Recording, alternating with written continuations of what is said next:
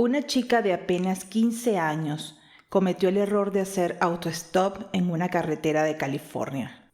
Un hombre mayor con cara de abuelo se detuvo y le ofreció llevarla. Ella aceptó y en cuestión de minutos su vida cambió para siempre. Mary Vincent confió en la persona equivocada y lo que ocurrió después es uno de los crímenes más atroces y al mismo tiempo uno de los casos de supervivencia más inspiradores que se recuerdan en la historia de Estados Unidos. Hoy voy a contarte cómo Mary, contra todo pronóstico, se negó a morir y cómo este caso no solo marcó su vida, sino que también reveló fallas enormes en el sistema de justicia.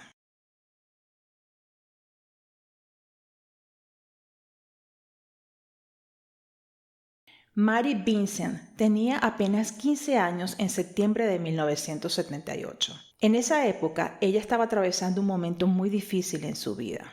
Sus padres habían tenido un divorcio amargo y conflictivo, lo que la dejó profundamente afectada. Harta de la situación familiar, decidió huir de la casa de su familia en Las Vegas y emprender un viaje hacia Berkeley, en California. Pero al poco tiempo de estar allí, empezó a extrañar el ambiente familiar y decidió ir a visitar a su abuelo. Con la inocencia de su edad y sin otra alternativa, optó por hacer autostop, una práctica común en el Estados Unidos de los años 70, sobre todo para los jóvenes. En la carretera se encontró con otros dos jóvenes que también estaban haciendo autostop y se mantuvieron juntos por un tiempo.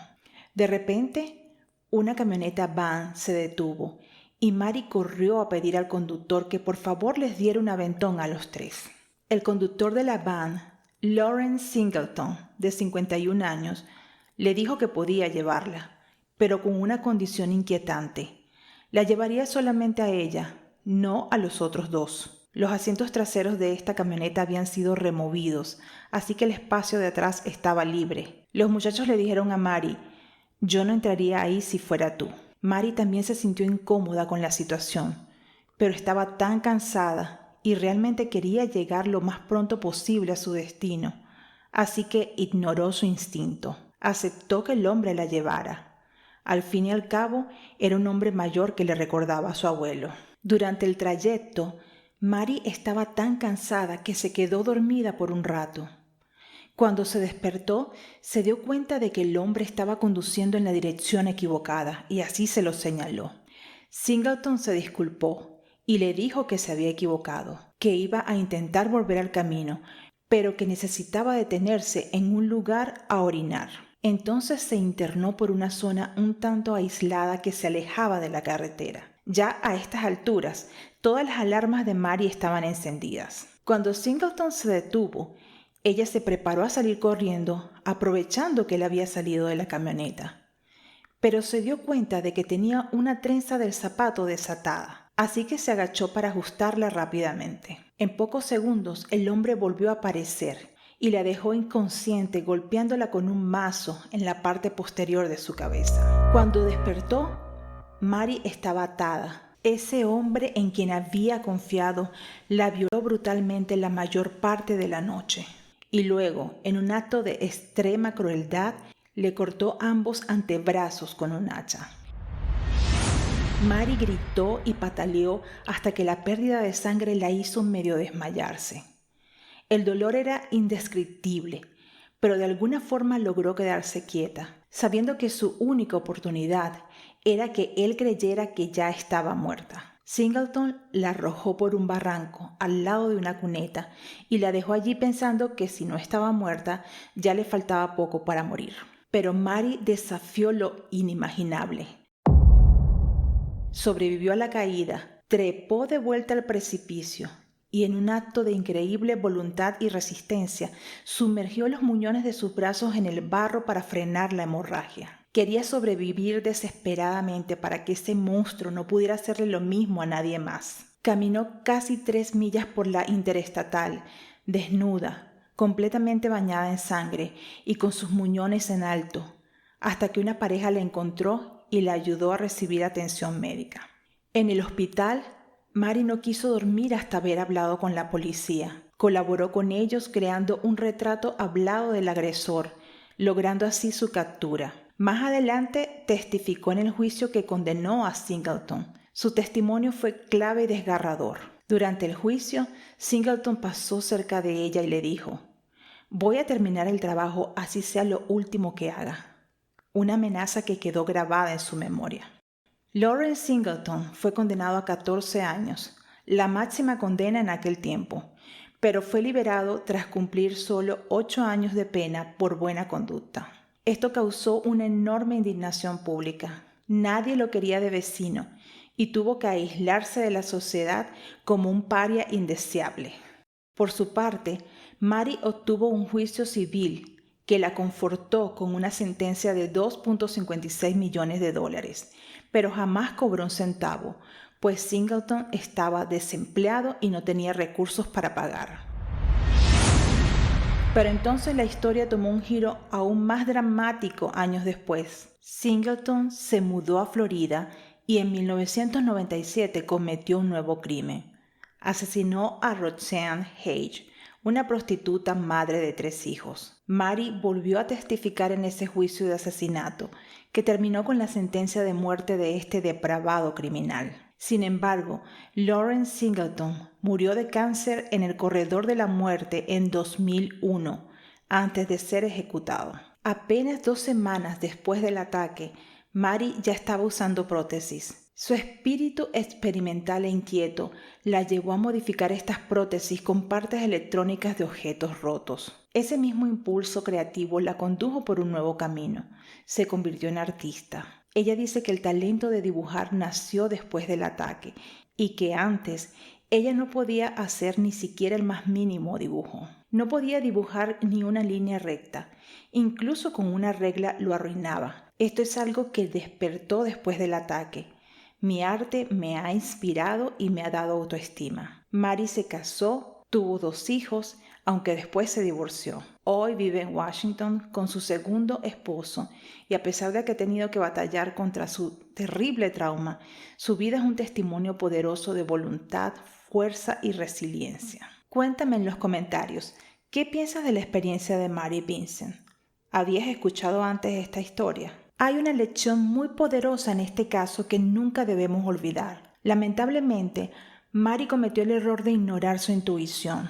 Los 2 jóvenes que estaban haciendo autostop con ella le dijeron que no se subiera en esa van. Incluso ella misma sintió dudas, ese presentimiento que nos da el cuerpo cuando algo no está bien.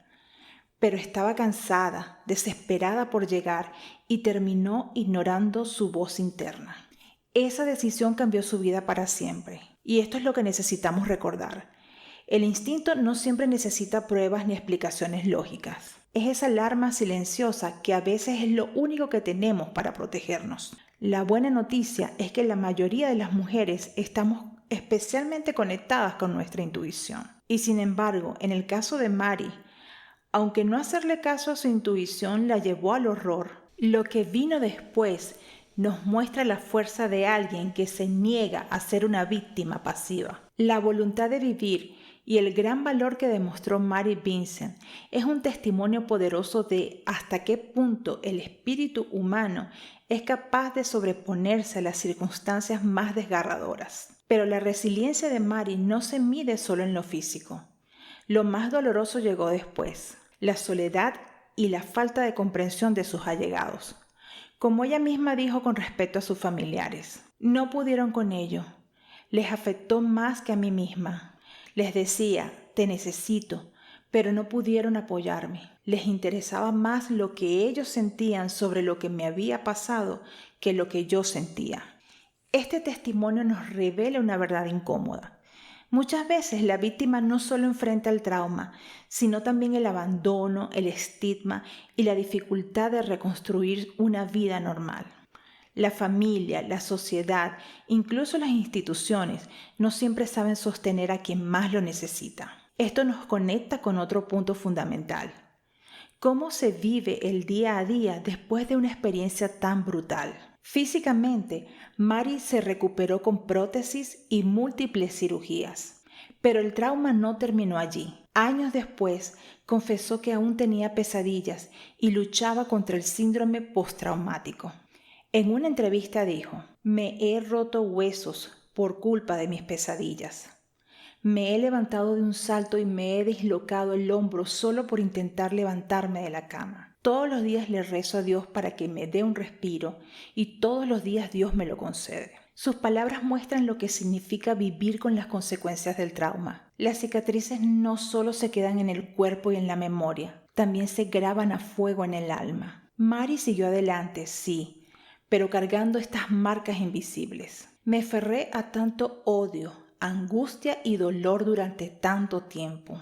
Lo más importante que uno debe hacer es dejar atrás el odio". Mari nos recuerda que la recuperación mental no es un destino, es un viaje que dura toda la vida. Pero para entender la magnitud de lo que ella sufrió, también hay que mirar de frente al monstruo que la atacó. Lawrence Singleton, alias el mutilador loco, en algún momento de su vida aparentemente fue un hombre normal. Se casó, tuvo una hija y trabajaba como marinero mercante. Pero detrás de esa fachada de normalidad se escondía un monstruo capaz de la crueldad más extrema. Los expertos en psicología criminal encajan a Lawrence dentro de un perfil: el de aquellos que deshumanizan completamente a la víctima para justificar la violencia. Singleton no vio a Mari como una niña de 15 años, sino como un objeto que podía destruir. Ese nivel de frialdad revela rasgos psicopáticos claros: falta de empatía, sadismo y un profundo desprecio por la vida ajena. Un periodista que lo entrevistó comentó que lo sorprendió la racionalización retorcida que Singleton había hecho de sus crímenes, a tal punto que, según él, no ameritaba ningún castigo. Otro fiscal que había trabajado en su juicio declaró: "Creo que si acaso ahora está peor. No ha asumido su responsabilidad, vive en una extraña fantasía y se absuelve a sí mismo cada día. No acepta su culpa y no se compromete a no volver a hacerlo". Sin ninguna duda, este hombre enfermo de maldad merecía mucho más que los 14 años de prisión a los que fue condenado por el crimen contra Mari. Hubo una gran indignación colectiva que llevó a preguntarse: ¿cómo es posible que alguien que hizo algo así no pasara el resto de su vida en prisión?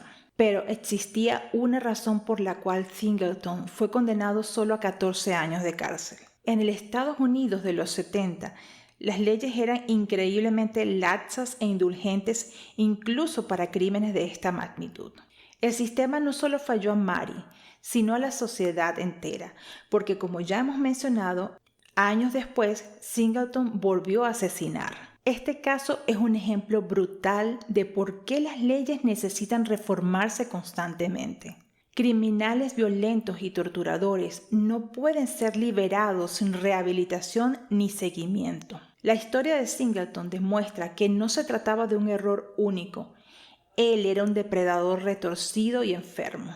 El caso de Mari Vincent ayudó a impulsar cambios legales como la ley Singleton en California, que estableció condenas más severas para crímenes aberrantes como este.